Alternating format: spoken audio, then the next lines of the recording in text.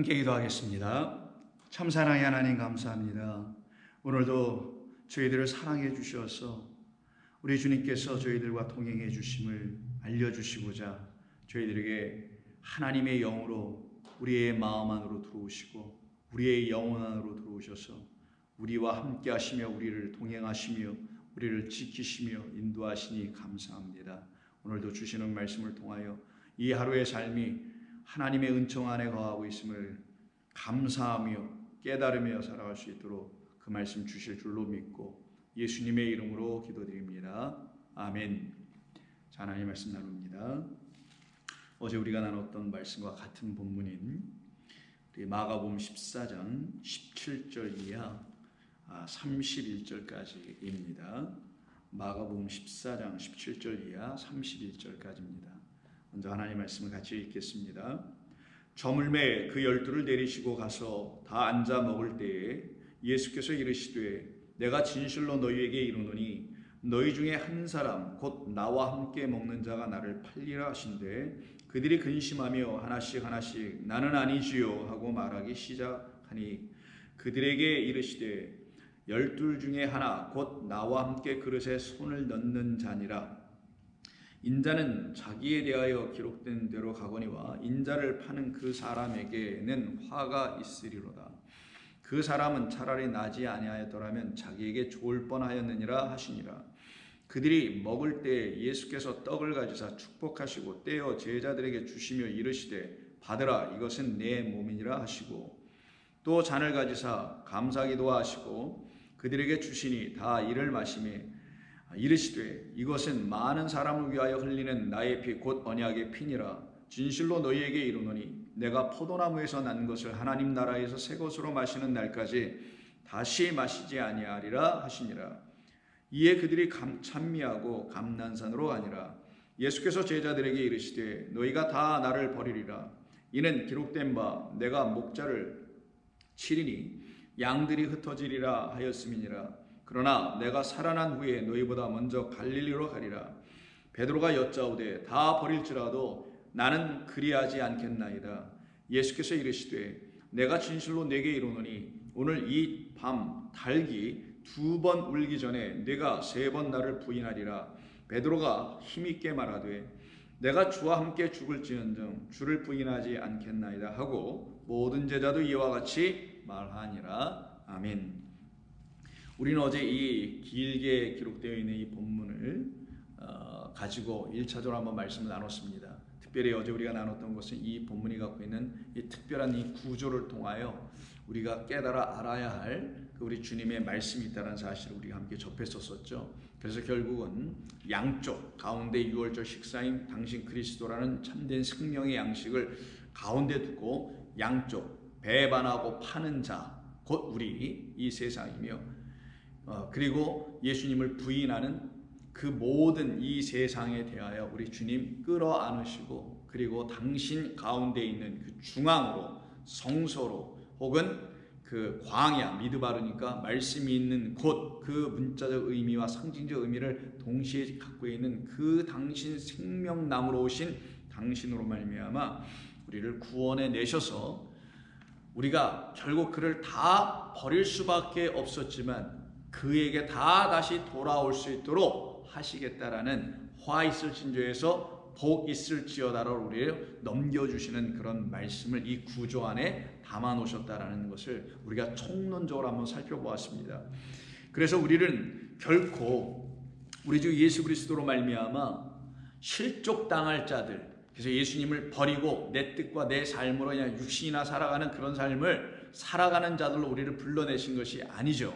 우리는 그 삶에서 떠나 그리스도가 누구신지를 알아 하나님의 말씀에 그 귀를 기울이며 순종이 되며 시인이 되며 그리고 복된 자로 살게 해 주시려고 우리를 택하여 당신의 백성 지금 삼아가시는 것이 여러분에게 있는 그 믿음이요 확신이시라면 우리 주님은 우리를 그렇게 바꿔놓으실 거 아니겠어요?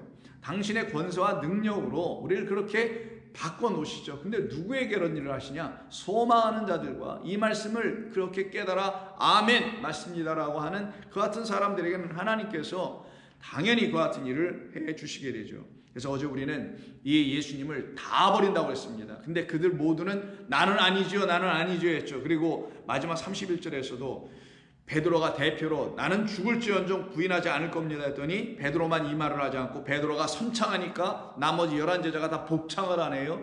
그리고 뭐라고 그들이 복창하냐면 모든 제자도 이와 같이 말하리라. 이와 같이 말했다라는 거예요. 어떻게? 나는 결코 당신을 버리지 않습니다. 그러나 우리가 살펴봤습니다만 예수님께서 겟세마네 동산에서 잡히실 때 예수님을 아피에임이 다 버리고 물리적으로 실질적으로 먼저 버리고 도망가죠. 그러나 그 도망가는 모습을 성경은 27절 우리가 지금 읽고 있는 27절 본문에다가 너희가 나를 다 버리리라는 이 버리라는 말로 다시 재설명해 준 거예요. 이때는 아피에임이라는 물리적으로 예수님을 혼자 내버려 두고 도망가는 그런 말이 아니라 이거는 실족하다는 스칸달리조라는 단어를 우리말로 번역했는데 이거 잘못 번역한 거라 그랬죠. 원래는 날이라는 목적어도 있지 않고 너희는 모두 다 실족당할 것이다. 이런 말씀인 거예요. 누구 때문에 실족당해요? 예수님 때문에 실족당하는 거예요. 무슨 가룟 유다 때문에 실족당하고 베드로 때문에 실족당하는 게 아니잖아요. 무슨 마귀 사탄 때문에 실족당합니까? 아니죠. 예수 그리스도 그 하나님 아버지가 누군지를 모르면 너희 아비는 마귀라는 마귀로 잘못 인식하고는 그 마귀로 넘어지게 되는 거예요. 결국은 하나님의 말씀을 제대로 알지 못하게 되면 그 하나님의 말씀으로 실족당하고 예수님을 온전히 깨닫지 못하면 그 예수 그리스도로 말미암아 또 실족당한다라는 거예요. 너희는 나로 말미암아 실족하게 될 거야. 이런 말씀을 하십니다. 그러면 우리 주님은 우리에게 실족당하도록 내버려 두실까요? 그렇지 않죠. 그러나 정말 이렇게 부인하고 나는 결코 버리지 않을 거라고 호언장담하며 나는 아니지요. I am not. 나는 아닙니다. 라고 대답을 듣고 싶었던 그 베드로 혹은 그 모든 제자들을 대표하여 그 베드로가 결국 예수님을 닭 울기 전 2번 울기 전 3번 부인을 해버리죠. 그래서 그 이야기를 기록한 곳이 여러 군데가 있는데 요한복음을 통해서 보면은 이런 말로 합니다. 요한복음 18장 19절에 예수님이 15절 이하에 붙잡혀 들어가실 때 그 베드로가 쫓아갑니다. 시몬 베드로와 또 다른 제자 한 사람이 예수를 따르니 라고 대제사장의 뜰에 들어갔어요. 이때 문지키는 여종이 17절에서 이 베드로에게 다음과 같이 물어요. 여종이 베드로에게 말하되 너도 이 사람의 제자 중 하나가 아니냐? 이 12 중에 하나, 계속 하나에 대한 이야기를 하죠.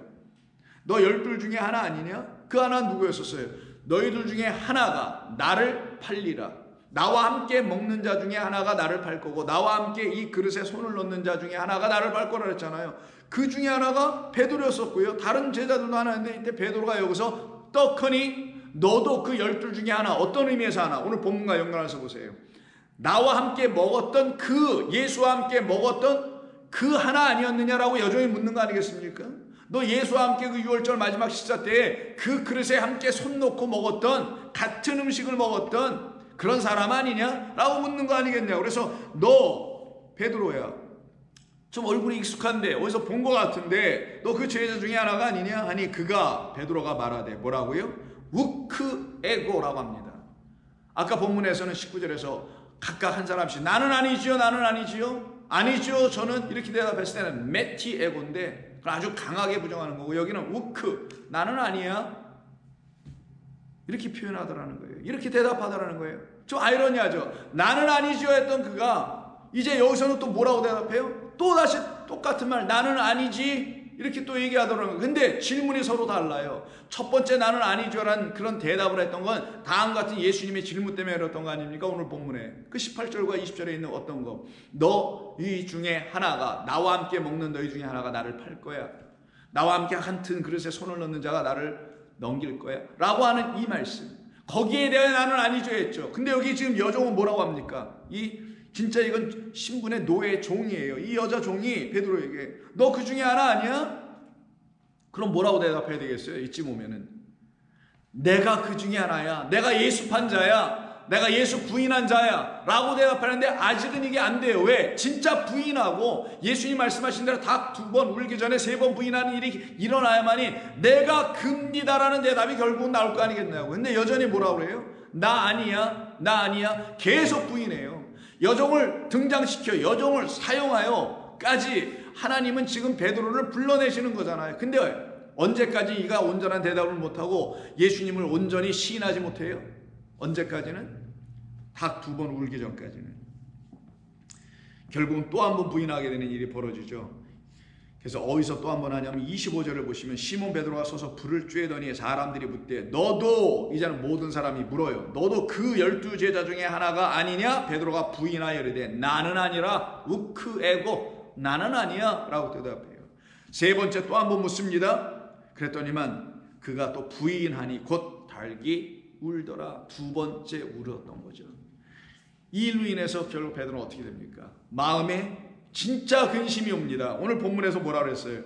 그들이 근심하며 하나씩 나는 아니죠 했죠. 나는 아니죠 하면서 그 말을 하면서도 베드로는 사실 근심할 수밖에 없죠. 이 말은 곧 뭡니까? 예수님을 부인하고 배반하고 팔아넘긴 그 가룟 유다나 자기나 뭐 별반 다를 게 하나도 없는, 같은 식사, 같이 함께 동행한 자, 나와 함께 있는 자, 나와 함께 먹는 자, 나와 함께 그 그릇에 손 넣은 자, 결국 저였네요 라고 베드로가 지금 깨달아 알게 될 수밖에 없는 처지로 떨어지게 하신 거 아니냐고요. 그게 그 사람 베드로에게 있었기 때문에 그는 깨달아 자신을 아는 게 아니라 그렇게 말씀하신 우리 주님을 드디어 알기 시작할 거 아니겠냐고요.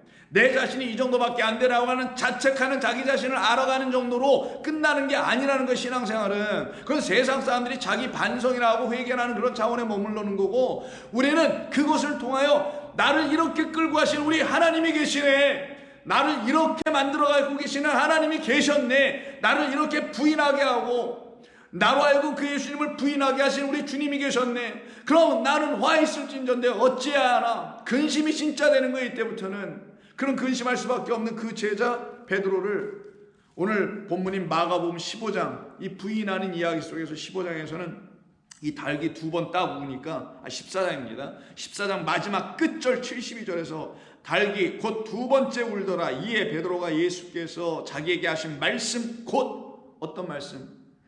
닭이 2번 울기 전에 내가 3번 나를 부인하리라 하심이 기억되어 그 일을 생각하고, 이때 단순히 그 일뿐이겠어요? 너희들 중에 나를 한 사람이 팔 거야. 이 말을 기억하고 생각하고 울었더라 라고 얘기합니다. 이게 부름의 시작이에요. 이게 부름의 시작에서 우리가 하나님을 만나기 시작하는 겁니다. 나 같은 죄인을 하나님께서 이렇게 불러내시는 거구나. 나를 아시는 그분 앞에서 내가 피할 길이 없구나. 그는 나의 모든 것을 아시는 분이었구나. 당신은 모든 것을 아십니다. 당신은 나의 심장에 고동치는 그 소리까지도 들으시면서 내 생각, 내 마음, 내가 행하는 모든 걸 일일이 전부 다 알고 계시는 말 그대로 무소부재하신 전능하신 하나님이십니다. 그분으로 오신 분이 예수 그리스도라는 걸 이제 눈물을 흘리며 알기 시작하는 거예요. 그러니 이거 알 수 있는 게 뭡니까? 예수님이 이미 잡혀 들어갔어요. 죽임 당하십니다. 다 끝나버린 상태라고 생각했겠죠. 그런데 그가 부활하셔서 예수님께 찾아와서 요한복음 21장 15절부터 뭐라고 하시나요? 여러분 잘 아시는, 내가 나를 사랑하느냐? 무려 3번을 물으시죠. 첫 번째, 2번 사랑하느냐? 예, 제가 사랑합니다. 제가 사랑합니다. 3번째 또 물으시죠. 3번째 물으시는 것이 17절이에요.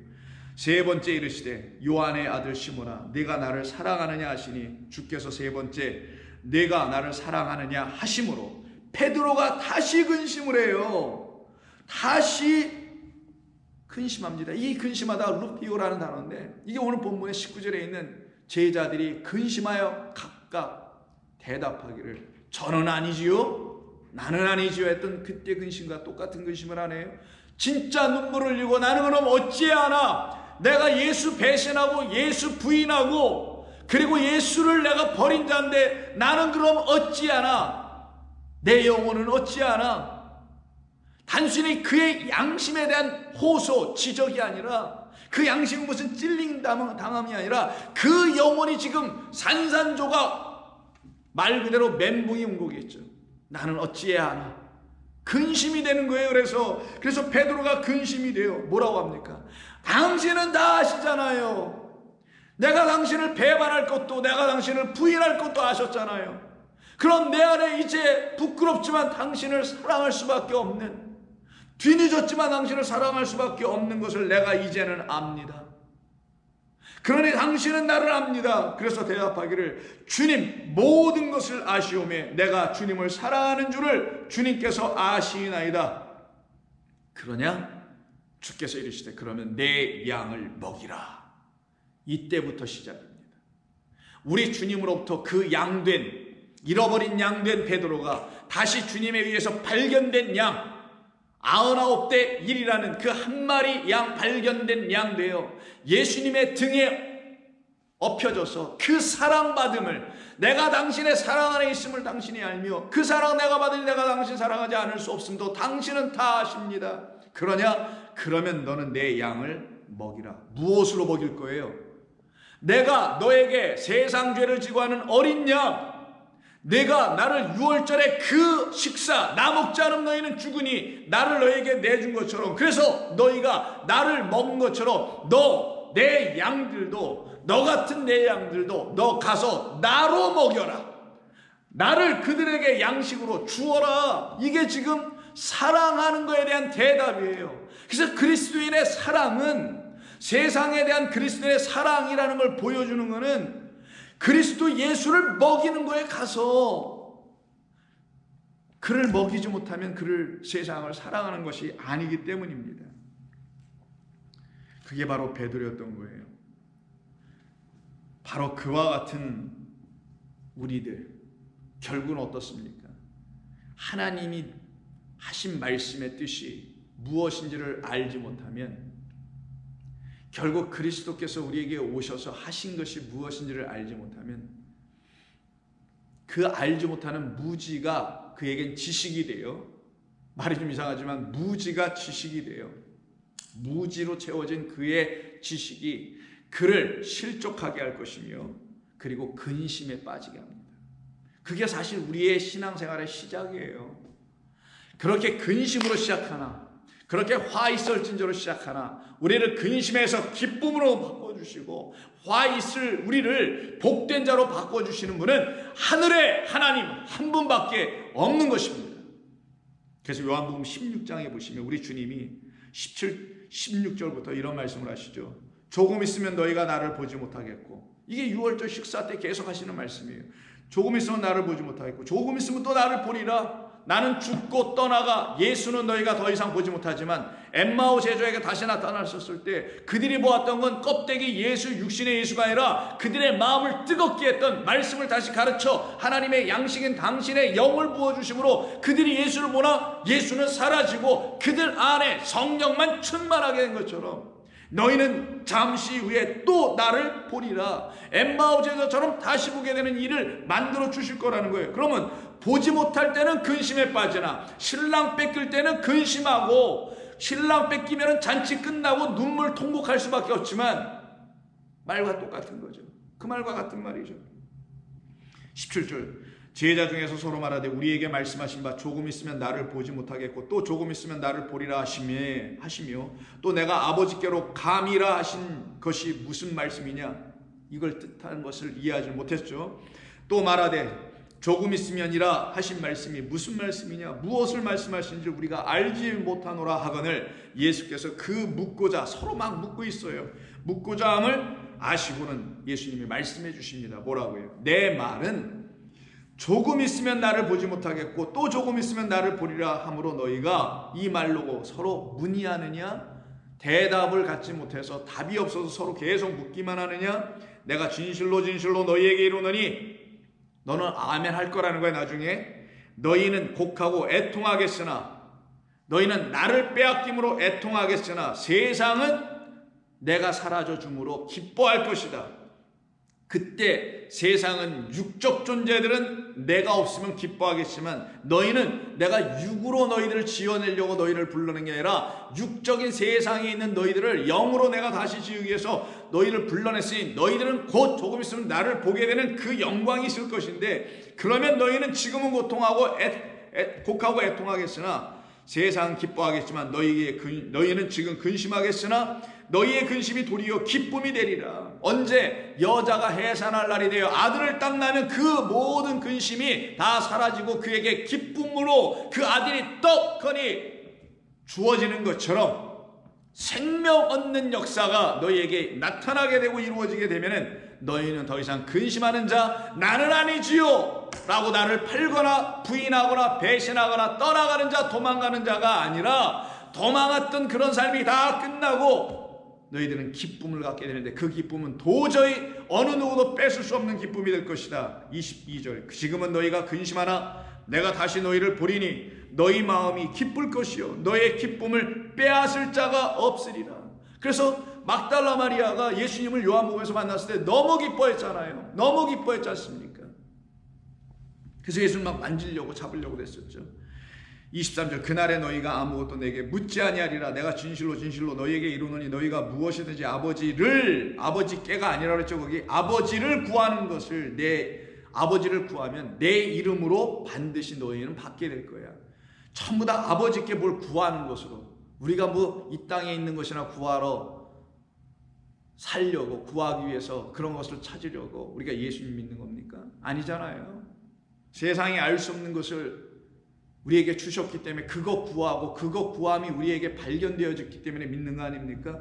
그러니 아버지께 뭘 구하는 게 아니라 아버지를 구하는 거라 그랬잖아요. 그래서 이게 목적어예요. 너희가 무엇이든지 아버지를 구하는 그것은 내 이름을 통하여 다 주실 거야. 나 곧 너희가 알고 있는 말씀을 통하여 너희에게 내가 준 말씀을 통하여 너희는 그 아버지의 진짜 생명 아바 아버지를 너희는 얻게 될 것이고 갖게 될 것이야. 지금까지는 너희가 내 이름으로 아무것도 구하지 않았지. 그렇죠. 그 아버지를 구하지 않았으면 아무것도 구한 게 아닌 거였으니까. 근데 지금 현대교회가 기도한다고 보면은 전부 다 고개 숙이고 그 기도를 한번 들어보면은 가관이 아닌 자기의 것만 구하잖아요.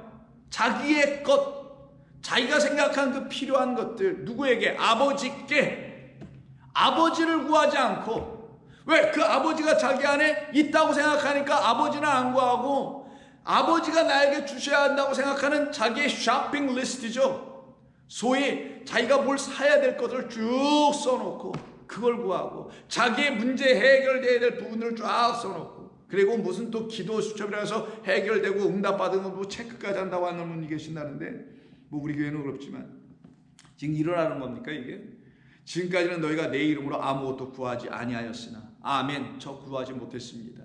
나는 아버지를 구한 적이 없습니다라는 거죠. 그러나 구하라. 누구를? 문맥으로 봐요. 23절에 아버지를 그 영을 구하라. 그 하나님 사랑을 구하라. 그러면 너희의 기쁨이 충만하리라. 이 근심에서 기쁨으로 그 화해에서 우리를 복된 자로 바꾸어 주시기 위해서 우리는 1차적으로 누구 때문에 실족당해요? 그 예수님 때문에 다 실족당하는 거예요.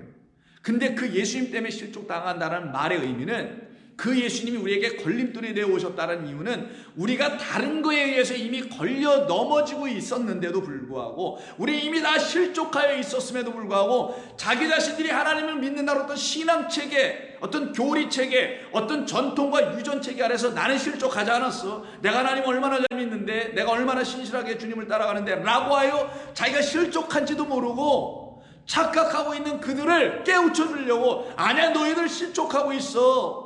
너희들 하나님 버렸다니까. 너희는 그 하나님 엘리야가 말씀하신 그 하나님 불 주시지 않는 그 하나님은 불 주신 하나님 버리고 이상한 불 주는 그 바알을 섬기고 있잖아. 그래서 너희들 실족하고 있는데 그것도 모르고 있기에 너희들의 실족의 상태를 내가 들주어 너희들로 하여금 보고 깨달아 나 실족한 자구나 라는 걸 시인하고 인정하여 그럼 내가 어떻게 하면 실족하지 않게 될 수 있습니까? 라는 걸 나에게 묻게 하려고 너희들 나로 하여금 전부 다 실족하게 만든 거야. 깨달으셨습니까? 왜 예수님으로 말미암아 우리가 다 실족해야 하는지를 예수님의 말씀을 우리가 처음부터 알아듣는 게 아니라는 것을 누구든지 알아들을 수 없는 거고 누구든지 모르는 이 말씀을 접할 수밖에 없었는데 이거를 그냥 들고 뛰고 깨달았다 알았다 이 신앙이 맞다라고 했었던 우리들의 예전의 모습은 다 실족이었던 거예요.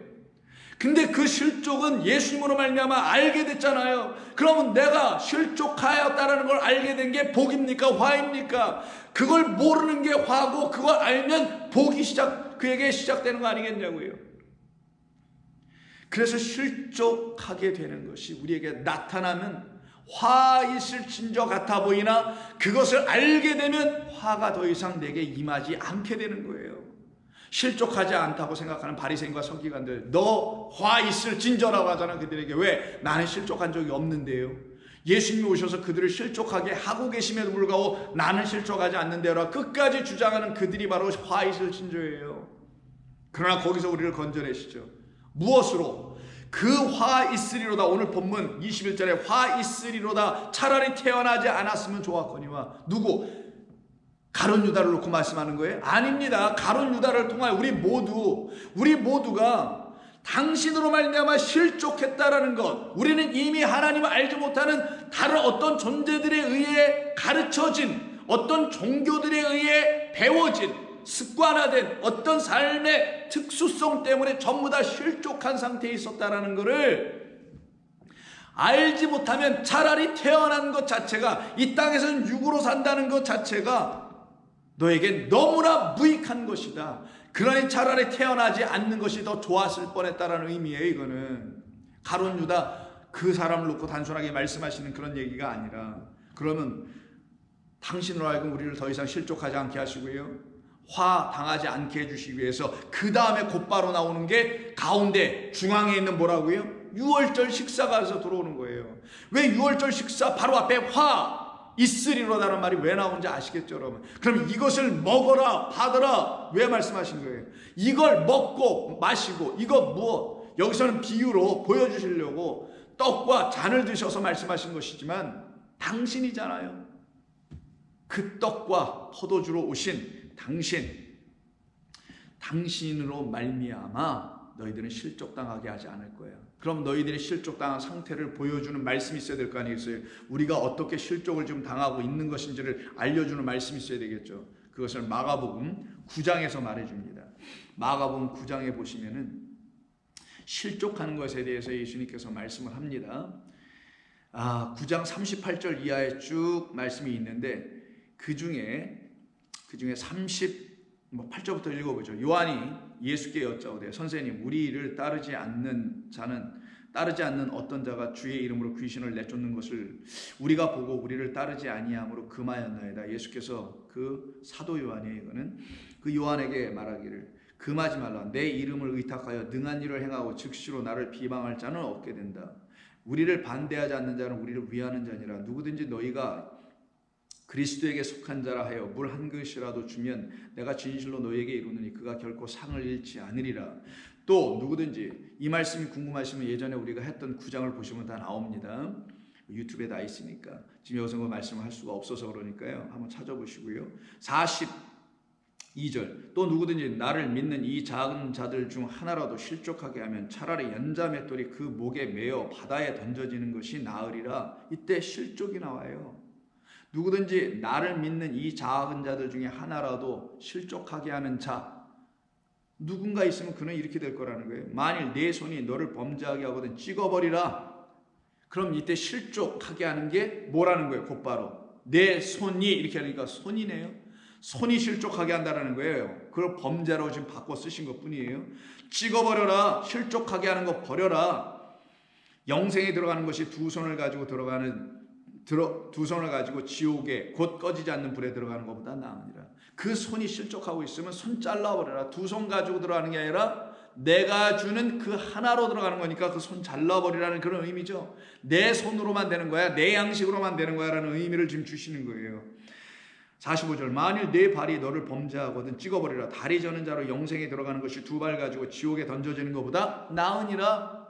당신의 발로, 그 하나의 발로, 둘로가 아니라 둘은 나눠짐이니까 진리 그 하나로. 47절, 만일 내 눈이 너를 범죄하게 하거든 빼버리라. 한 눈으로 하나님의 나라에 들어가는 것이 두 눈을 가지고 지옥에 던져지는 것보다 나으니라. 거기에서는 구더기도 죽지 않고 불도 꺼지지 아니하느니라. 사람마다 불로서 소금치듯 함을 받으리라. 어떤 더 고통스럽게 만드는 말씀으로 들려지죠. 근데 이때 불과 소금은 우리 안에 들어오실 성령이 하시는 일을 말하는 거예요. 소금, 여러분 변찮게 하시는 말씀이라는 것을 소금 언약, 그래서 제물에다 소금을 뿌리는 거잖아요. 무교병에도 뿌리고. 불, 내가 이 불이 너희들에게 이미 내가 너희들에게 그 불이 이미 붙었더라면 내가 왜 불을 던지러 왔겠느냐. 근데 불이 붙지 않았으니까 내가 이 불을 던지러 왔다 하시면서 성령을 얘기하는 것이죠. 그래서 소금은 좋은 것이로되 만일 소금이 그 맛을 잃으면 무엇으로 이를 짜게 하리요. 너희 속에 소금을 두고 서로 화목하라 라고 말씀하시는 소금과 불로 오신 당신, 그 양식을 온전케 해주시는 당신이라는 거예요. 그 당신으로 말미암아 너희가 갖고 있는 그 발, 손, 눈 제거하고 내가 너희에게 준 하나의 손, 하나라는 진리의 것, 그 양식으로 너희가 먹어야만 너희는 실족하지 않게 될 거야 라고 지금 말씀하시는 거예요. 그래서 여호와의 유월절 양식, 유월절 식사는 전에도 말씀드렸습니다만 오병이어와 같은 거라 그랬죠. 요한복음은 그걸 오병이어로 설명한 거고 나머지 공관복음은 유월절 식사로 설명한 것인데 그게 다 떡과 포도주에 대한 이야기잖아요. 그래서 오병이어를 기록한 요한복음 6장을 보시게 되면은 예수님께서 뭐라고 하시냐. 49절 너희 조상들은 광야에서 만나를 먹고 다 죽었다. 이게 실족이에요. 이게 바로 하나님의 말씀이라는 그 만나, 그 만나는 하늘에서 내려온 것으로 먹어야 하는데 하늘에서 내려온 것을 먹는 게 아니라 하늘에서 내려온 것으로 먹어야 하는데 하늘에서 오신 인자라는 그리스도 예수로 진리로 영으로란 말이에요. 아니 광야 시대 사람들이 예수님이 안 계셨죠. 당연히. 그러나 광야 시대나 지금 시대나 어느 시대나 하나님의 말씀은 다 영으로 진리로 기름 부음이라는 그것으로 하늘에서 내려온 것으로 먹어야 된다는 건데 그렇게 먹지 않고 그냥 땅에 떨어진 걸 먹어버렸단 말이에요. 그냥 주워 먹는 것으로. 진짜 만나로만 먹었단 말이에요. 육의 양식으로만. 그래서 죽었다라는 거예요. 그러나 나는 51절 하늘에서 내려온 살아있는 떡이니 사람이 이 떡을 먹으면 영생하리라.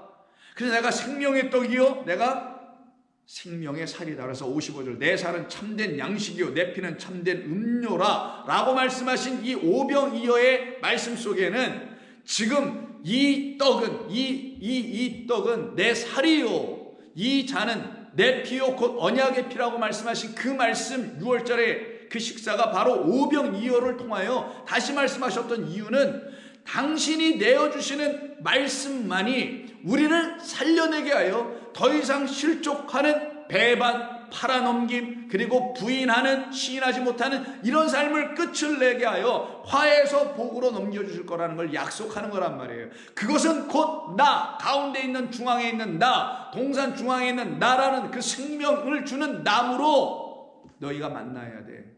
내 아버지는 농부야. 나는 참 진리라는 포도나무란다. 무릇 내게 있어 나와 함께 붙어있는 자는 많은 열매를 맺을 것이다라는 그 나무로 오신 당신으로 말미암아 먹고 당신으로 말미암아 마실 때는 살아나는 거예요. 이 말을 했더니만 이 말이 그들에게 너무 어려웠던 거예요. 어떤 차원에서 어려웠냐. 육으로만 있는 자에게는 아니 내가 뭐 육으로 먹고 사는데 예수님 무슨 우리에게 생명을 주시는 살이래. 이게 무슨 말이야. 그의 피는 무슨 생명의 음료래. 도저히 이게 무슨 말인지 육의 상태로 있는 사람은 알아들을 수가 없고 그 말 자체가 외국어이기 때문에 못 알아듣는단 말이 아니라 그 말을 받아들일 수 없다는 차원에서 못 알아듣고 인정하지 못하게 되고 수용하지 못하게 되는 그 모습을 60절 곧바로 그 다음 60절 오병이어의 이야기 속에 있는 6장 60절에서 이렇게 말해요. 제자 중 여럿이 듣고 말하되 이 말씀은 너무 어렵더라. 어렵다란 말이 이게 스클레로스라는 단어인데 이 스클레로스라는 것은 단순히 어렵다란 말이 아니라 hard 이런 말도 있지만 굉장히 tough하다, 굉장히 violent, 굉장히 이건 뭐 폭력적이다, 굉장히 rough하다, 거칠다 이런 의미예요.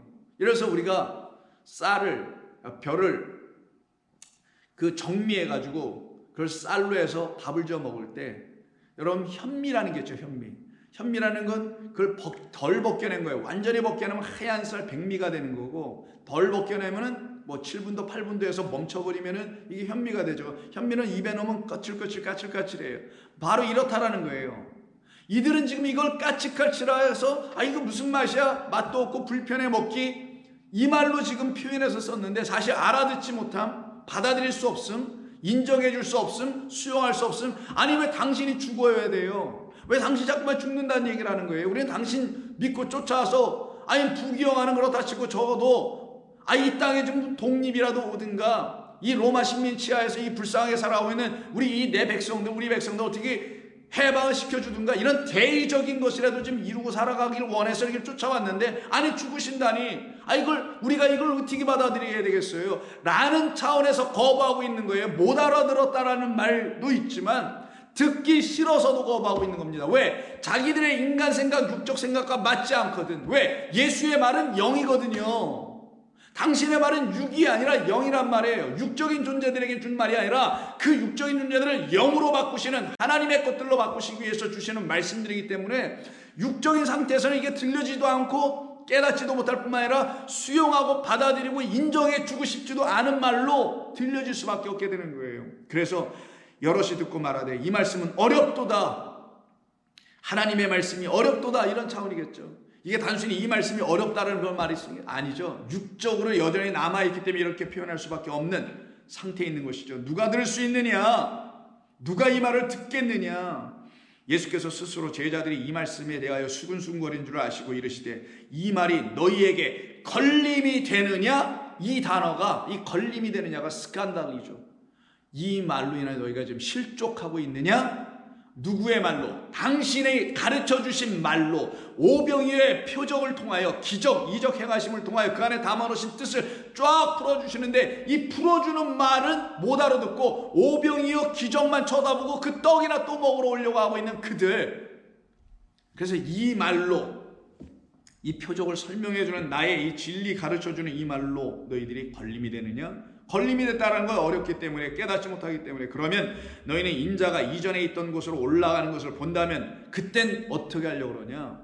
그땐 늦어버린다. 그러면서 하시는 말씀이, 살리는 것은 영이니 육인 상태에서 들으니 너희가 못 듣지. 그러나 내가 너희를 살릴 거야. 무엇으로? 나의 말, 이 영으로. 그래서 내가 이 말을 푸른 거야. 오병이어를 내가 알려준 거야. 만나가 무엇인지를 내가 진리로, 영으로 생명을 주는 내가 너희들에게 생명을 주기 위해서 왔으니 생명을 너희들로 갖게 해주려고 내가 이 말을 다시 풀어주는 거야. 그걸 영이라고 하는 거예요.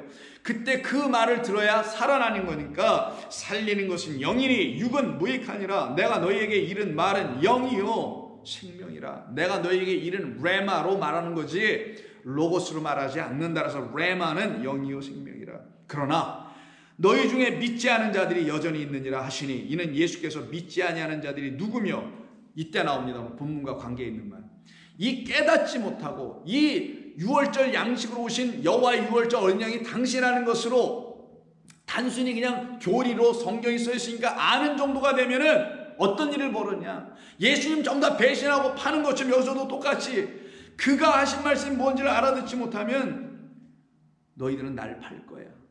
이 말씀을 하세요. 64절에서 이는 예수께서 믿지 않은 자들이 누구며 또한 자기를 팔 자가 누구인지 처음부터 아십니다. 이때 처음부터는 아르케예요. 태초라는 말이에요. 처음, 태초 이전부터 이미 알고 계시다라는 거예요. 또 이르시되 그러므로 전에 너희에게 말하기를 내 아버지께서 오게 하여 주시지 아니하면 누구든지 내게로 올 수 없다 하였노라. 구원받기로 작정된 자들에게 성령이 부어지는 것과 같은 말씀인 거예요. 그때부터 그의 제자 중에서 많은 사람이 그를 떠나요. 버리고 갑니다. 당신과 나는 더 이상 관계가 없네요. 당신이 말하는 건 아무리 들어봐도 이 땅에서 내가 생각하는 그런 세계를 구축하여 이루어 나와 함께, 또 나는 당신과 함께 세워보려고 쫓아왔는데 그게 아니네요. 떠나가더라는 거예요. 또 어떤 사람이 떠날까요? 이게 도대체 무슨 귀신 신하라 까먹는 얘기야. 도저히 못 알아듣겠어. 그래서 또 떠나가더라는 거예요. 그리고 이 예수라는 그 선생을 버리고 자기들의 귀나 좋게 해주기 위한, 그게 디모데후서에 나오는 거 아니에요. 그래서 많은 스승을 마지막 때 둔다고 하죠. 그런 다른 스승들 찾아가야 되리. 떠나가고 다시 그와 함께 다니지 아니하더라. 예수께서 12 제자에게 이르시되 너희도 가려느냐? 각각에게 묻는 거죠. 너희도 갈 거냐? 시몬 베드로가 이때 또 대답합니다. 주여, 영생의 레마, 영생의 말씀이 영원한 그 생명을 주는 것은 당신의 레마를 들을 때만 옵니다.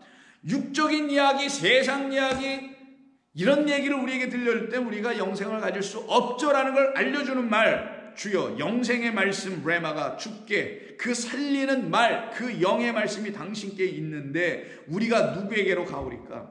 이때 원래 본문은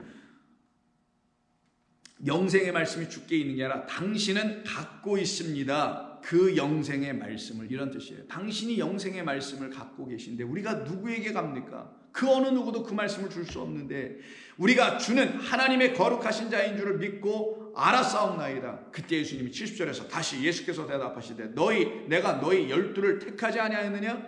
그러나 너희 중 한 사람은 마귀니라. 그 마귀는 당시의 상황, 우리가 역사적으로 아는 그 마귀의 역할을 했던 자는 이 말씀은 가룟 시몬의 아들 유다를 가리키심이라. 그는 12 중에 하나라. 예수를 팔자로라. 그러나 사실은 이 모두가 그 역할을 해냈던 것을 우리는 알고 있습니다. 여기서 예수 파는 일이 또 벌어져요. 어떤 상황에서? 오병이어 이야기 속에서 그 오병이어의 그 표적을 우리 주님이 왜 행하셨는지 그 뜻을 가르쳐 주니 뜻은 저버리고 오병이어 하나 또 한 번 해주세요. 2병 이어도 좋고 1병 이어도 좋으니까 날마다 하는 거 뻥뻥뻥 좀 터뜨려 주세요 라고 하는 그런 자들은 아니겠냐고요. 그러나 우리 주님은 어떻게 한다고요? 내가 너희를 실족하게 하지 않을 거야. 무엇으로? 내 영으로, 내 말로. 살리는 것은 영인데 내 말은 영이니 내 영, 내 말, 너를 살리는 그 말로 내가 너를 실족하게 하지 않을 거야. 그 영은 부활하신 후에 그가 우리에게 성령이 되어 오시는 거예요. 그래서 요한복음 15장 26절에서 우리 주님은 그 성령에 대하여 말씀하시며 그 성령으로 우리는 실족하지 않게 될 것을 약속해 주십니다.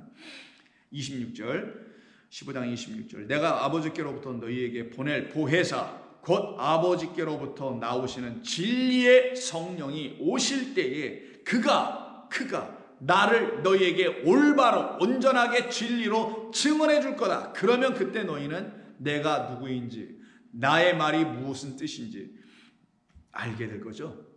너희도 처음부터 나와 함께 있었으므로 증언하게 될 것이다. 이때 처음부터도 아르케예요. 너희는 창세 이전서부터 택함을 받은 자들이야 이 말이에요. 이게 아르케 태초니까 그 태초 이전부터 너희들은 나로 택함을 받았으니 나와 함께 있었던 자니 결국 내가 너희를 왜 실족하게 하며 왜 내가 너를 12로 택했는데 즉 나의 아들로 12는 아들의 의미니까 내 아들 생명 가진 자로 내가 택했는데 어찌 나를 증언하지 않겠느냐. 곧바로 다음 장 16장 1절에서 내가 이것을 너희에게 이름은 너희로 더 이상 스칸달리죠 실족하게 하지 않게 하기 위함이라. 더 이상 실족하지 하는 일이 너희들에게 일어나지 않도록 성령, 그것도 어떤 성령? 진리의 성령. 그냥 무슨 불받은 성령이니 성령 집회니 은사 집회니 이런 것이 아니라 진리를 주시는 그 영, 그 말씀을 우리가 들을 때, 받을 때 우리는 실족하지 않게 될 것이라. 우리 주님 분명히 말씀합니다. 그래서 우리로 하여금 근심하지 말라고 했던 거예요. 같은 16장 6절. 도리어 내가 이 말을 함으로 어디로 가신다는 말 때문에 너희의 마음에 근심이 가득하도다. 그러나 내가 너희에게 진리, 실상이 아니라 그랬어요. 진리를 말하노니 내가 떠나가는 것이 너희에게 유익이라. 유익? 살리는 것이죠. 유익이 아닌 것은 육이라고 했어요. 육은 무익한 거예요. 그럼 유익한 거는 성령, 살리는 영, 말씀, 진리의 성령으로 우리가 하나님의 말씀을 듣는 것. 내가 떠나가지 아니하면 보혜사가 너희에게로 오시지 아니할 것이요 가면 내가 그를 너희에게 보내어 그가 와서 죄에 대하여 의에 대하여 심판에 대하여 세상을 책망하셔서 우리로 하여금 더 이상 근심 있지 않고 기쁨 안으로 들어가게 해주시는 그 일, 이 일이 우리에게 일어나면 우리는 유월절 어린 양을 제대로 먹게 되는 거예요. 예수님을 진짜 그 떡과 포도주로 나에게 주시는 생명의 말씀만이 나에게 양식으로 그 말씀만이 나에게 생명 주심을 알고 먹게 됩니다. 이들은 바로 그를 영접하는 거예요. 그의 말을 인정하는 거죠. 그럼 영접하는 자 곧 그의 이름을 믿는 자들에게는 하나님의 자녀가 되는 권세를 주시죠. 엑수시아가 옵니다. 그걸 가지고 또 어떻게 해요? 복음을 전하는데 누구로? 그리스도 예수가 세상 죄를 지고 가는 어린 양. 그 어린 양은 단순히 우리의 죄나 짊어지고 가시는 어린 양이 아니라 그를 쫓아가고 있는 우리로 만들으셔서 우리 안에 있는 헛된 것들이 다 무너지고 폐하여지고 그리고 더 이상 실족하지 않고 더 이상 유리방황하고 기리는 양이 되게 하지 아니하고 오직 그의 성소 안에서 발견되는 그와 같은 백성으로 삼아내시는 거예요. 그래서 그리스도 예수는 우리에게 한번 걸림이 됩니다. 우리는 그에게 다 걸림이 되어 다 한번 넘어지는 거예요. 그러나 우리를 어떻게 해요? 다시 건져 올리시죠. 그렇게 다시 건져 올려지는 사람들은 더 이상 실족하는 자들도 되지 아니하고, 실족하는 자 되지 아니하게 하는 그 영이 그들 가운데 있으니 그들이 복음을 전할 때 누구를 또 실족하게 하지 않죠. 그런데 그 영, 그 생명의 말씀이 없으면 눈에 보이는 겉의 것들을 가지고 논쟁하고 선악으로 봐서 이게 맞니 저게 틀리니 저게 맞니 이게 틀리니 서로 공방이나 하고 쌍방 안에 다툼이나 일어나게 되는 그런 비진리의 삶을 선악으로 여전히 살게 돼요. 그들이 지식을 겉으로만 아는 자들이라는 거예요. 그러나 성령 진리의 영으로 배우게 되면은, 알게 되면 그 지식을 겉으로 갖는 게 아니라 그 안에 있는 생명을 갖게 된단 말이에요. 그들에 대한 이야기, 그게 고린도전서 8장에 나와요. 고린도전서 8장을 보시게 되면 고린도 교회 성도들 중에 우상, 당시 이미 예수를 믿기 전에 본인들은 다 우상 숭배했거든요. 무슨 신 여러분 아시는 그리스 로마 신화에 나오는 그런 수많은 신들이 있지 않습니까? 그들을 전부 다 예배하고 경배하고 이렇게 살았던 사람들 아니냐고요. 그래서 그들이 드렸던 제사의 제물들을 먹고 마셨어요. 이들도 같이.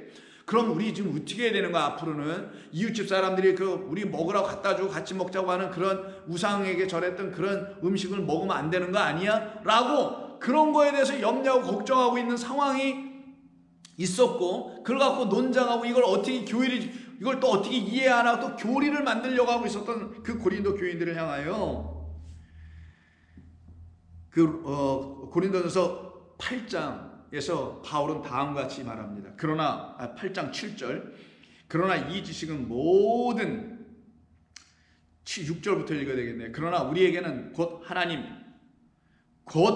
한 하나님 아버지가 계시니 만물이 그에게서 났고 우리도 그를 위하여 있고, 또한 하나의 구주 예수 그리스도께서 계시니 만물이 그로 말미암고 우리도 그로 말미암아 된 것이다.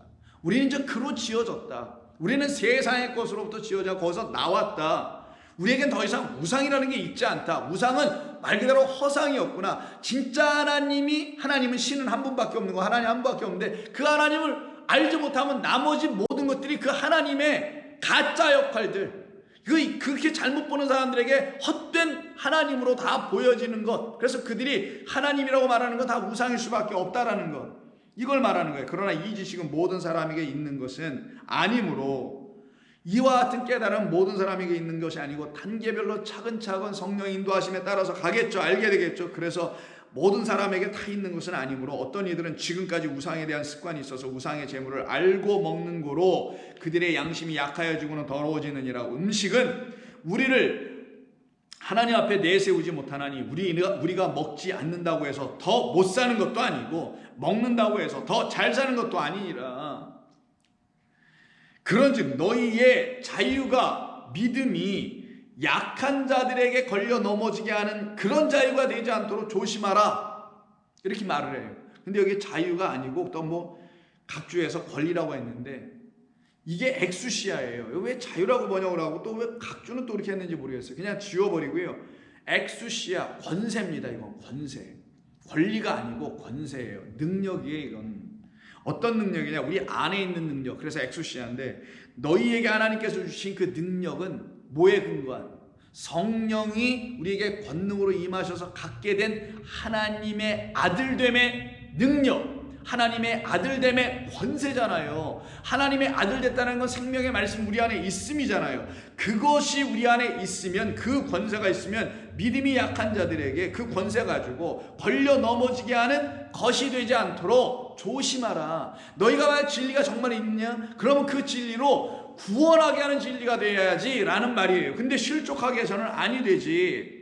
11절. 그러면 내 지식으로 그 믿음이 약한 자가 멸망할 수 있도록 내버려 둘 것이냐? 아니다. 그 또한 그 사람도 그리스도께서 그를 위하여 죽으신 다 같은 형제 자매들 아니냐? 12절. 이같이 너희가 형제에게 죄를 지어 그 약한 양심에서 그 약한 양심을 상하게 하는 것이고 그리스도에게 죄를 짓는 것이라. 그러므로 만일 음식이 내 형제를 실족하게 한다면 나는 영원히 고기를 먹지 아니하여 그렇게 해서라도 내 형제를 실족하지 않게 할 것이야 라고 말하는 거예요. 그러니 결국은 기독교 교리가 예수 신앙의 걸림돌이 되게 해서는 안 된다는 거잖아요. 먹고 마심이 뭐 이렇게 문제가 될 수 있냐는 거죠. 그러나 그것이 문제가 되는 사람들 앞에서는 하지 말라라고 지금 권면하는 거죠. 이때 너희들을 9절에서 보면 걸려 넘어지게 한다고 하잖아요. 이게 우리를 넘어뜨리게 하는 거, 누구로 넘어져? 결국 예수 전한다 하다가 그 예수로 사람들 넘어뜨리게 하고, 예수 전한다 하다 내가 넘어진다면 예수님이 결국은 우리를 넘어뜨리게 하는 걸림돌이 됐다는 거 아니에요. 그래서 전에 우리가 말씀 나눴던 로마서 9장 32절을 보시면 어찌 그러하냐, 이는 그들이, 어떤 사람들, 이스라엘 사람들, 의의 믿음을 따라가지 아니하고 의의 법을 따라가다가 결국 그 법에는 도달하지 못했던 자들, 어찌하여 그러하느냐, 유대인들, 이는 그들이 믿음을 의지하지 않고 행위를 의지함이라. 그래서 결국 부딪힐 돌, 이게 넘어지는 돌, 걸려 넘어지게 하는 돌에 부딪혔느니라. 그 돌이 누구예요? 이미 이건 나눈 거니까 주 예수 말씀에서 기록된 바 내가 걸림돌과 거치는 바위를 시온에 두니 그를 믿는 자는, 그 돌을 믿는 자는 부끄러움을 당하지 않을 것이라. 그 걸림돌을 믿지 못하게 되는 자는 그가 바로 그들에게 끊임없이 걸림돌이 될 것이다. 그리스도 예수가 걸림돌. 그러나 그가 우리에게 정말 걸림돌이 됐다는 것이 감사해야 되는 거예요. 왜? 그가 걸림돌이 되면 그의 걸림돌에서 넘어지면 누구 앞에 넘어지겠어요? 그 앞에 넘어질 거 아니겠냐. 넘어져도, 뒤로 넘어져도 코가 깨진다는 말이 나오면 안 되고, 앞으로 넘어진 거가 뭔가 예수 앞에 넘어져야지. 넘어져도 그에게서 넘어져야지. 이게 하나님의 은혜예요. 우리가 그래서 예수 믿는 거예요. 지금 교회 나와서 뒤죽박죽거리고 처음에 알지 못하고 뭐 열심을 다해서도 그렇게 넘어지는 거예요. 예수 앞에서. 그러면 예수 앞에 넘어졌으니 그의 발 앞에 넘어졌네. 그래서 그 발 붙잡고 일어나는 거예요. 그래서 내 발이 아니라 내 발이야. 내 손이 아니라 내 손이야. 내 눈이 아니라 내 눈이야. 그래서 내 발, 내 손, 내 눈 다 버리고 내가 너에게 내준 내 발 붙들고, 내가 너에게 내준 내 손 붙들고, 내가 너에게 내준 내 눈으로, 그 빛으로 보고 다시 일어나 실족하지 말라는 뜻이에요. 그러면 우리를 오늘 본문에서 뭐라고 하셨어요? 더 이상 실족하게 하지 아니하고 화당하게 하지 아니하고 복되게 해주시려고 6월절 식사로 당신이 오셨잖아요. 그 식사를 먹으면 어떻게 되겠습니까? 더 이상 실족하는 일이 없어지겠죠. 그럼 그 식사를 먹는다는 말은 도대체 어떤 말이냐? 마태복음 11장에서 이렇게 알려줍니다. 2절, 요한이, 세례 요한이 옥에서 그리스도께서 하신 일을 듣고 제자들을 보내요. 근데 그건 듣긴 들었는데 이 일을 하시는 그리스도가 누군지 잘 모르겠어요. 그래서 오실 그이가 당신입니까? 라고 와서 물어보라고 제자들을 옥에서 갇혀있는 그 세례 요한이 자기 제자들을 보냅니다. 그들이 왔어요. 이렇게 물어요. 그랬더니 예수님께서 4절에서 대답하시기를, 너희가 가서 지금 내가 하는 말들을 듣고, 그리고 너희가 지금 내가 하는 것들을 보지, 그 듣고 보는 것을 요한에게 다시 알려줘라. 뭐라고? 맹인이 보며 못 걷는 사람이 걸으며 나병 환자가 깨끗함을 받으며 못 듣는 자가 들으며 죽은 자가 살아나며 가난한 자에게 복음이 전파되는 이것 너희가 듣고 지금 보고 있지. 이건 누가 하는 거냐?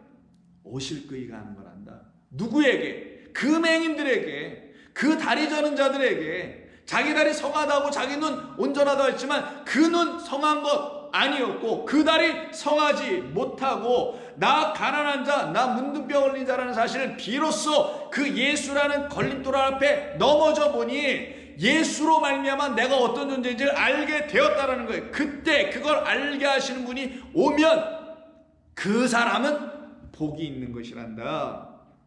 그래서 하신 말씀이 6절, 누구든지 나로 말미암아 실족하지 아니하는 자는 복이 있도다. 누구든지 나로 말미암아 실족하지 아니하여야 복이 있도다. 그래서 예수님으로 말미암아 실족하여 배신하고 팔고 부인하고 시인하지 못하는 이 제자들을 끌고 우리를 인도하시면서 우리 주님은 화에서 우리를 복으로, 실족해서 온전함으로 우리를 이끌어 가시는 것입니다. 그때 저와 여러분들은 더 이상 실족하는 자들이 아니요, 우리는 닭 2번 울려주시는 우리 주님의 음성을 듣고 우리는 완전히 시인하고 인정하고 감사하고 깨닫고 영광 돌리는 삶으로 바뀌어지는 그 양식을 먹는 자들 되는 줄로 믿습니다. 기도합니다. 아버지 하나님 고맙습니다. 오늘도 저희들에게 이 말씀을 주셔서 우리들의 영혼을 다시 한번 깨어나게 하시는 말씀 되게 하실 줄로 믿고, 이 말씀을 성령께서 다시 듣는 모든 성도들에게 당신의 말로 다시 들려주시기를 소원하오며, 예수님의 이름으로 기도하옵나이다. 아멘.